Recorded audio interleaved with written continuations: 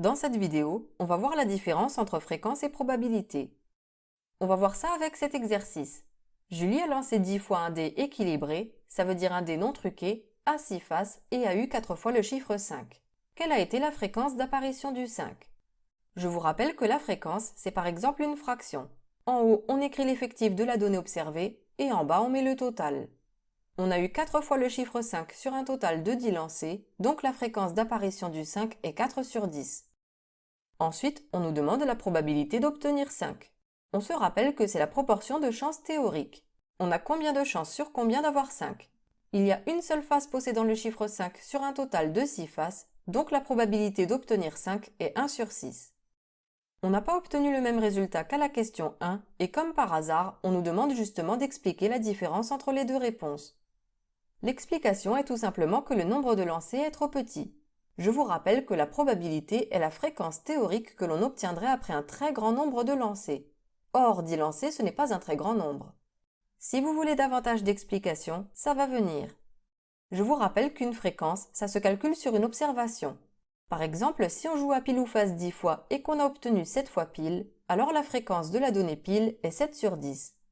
Pourtant, on a normalement une chance sur 2 d'avoir pile, ça c'est la théorie. En théorie, on aurait dû avoir 5 fois pile sur les 10 lancés, mais on a eu 7 fois pile. Cette fréquence théorique, c'est la probabilité.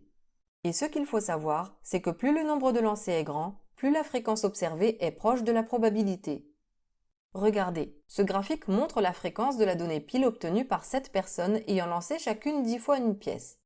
En théorie, chaque personne aurait dû obtenir pile une fois sur 2, donc les points auraient tous dû être sur cette ligne. Mais il n'y en a aucun.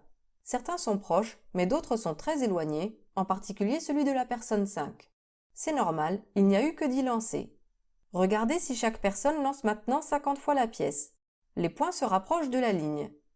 Si elles font 100 lancers, les points se rapprochent encore plus. Et avec 1000 lancers, les points sont tous très proches de cette ligne. Je vous rappelle que cette ligne, c'est celle de la fréquence pile égale à 1 sur 2, qui est la probabilité d'obtenir pile. Vous voyez bien que plus le nombre de lancers est grand, plus la fréquence d'apparition du pile se rapproche de la probabilité d'obtenir pile. En gros, retenez que si on vous demande de calculer une fréquence, vous la calculez selon les observations faites.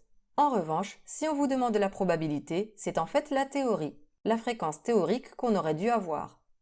Plus le nombre de répétitions de l'expérience est grand, plus la fréquence se rapproche de la probabilité. Si le nombre de répétitions est trop petit, alors l'écart entre la fréquence observée et la probabilité peut être grand.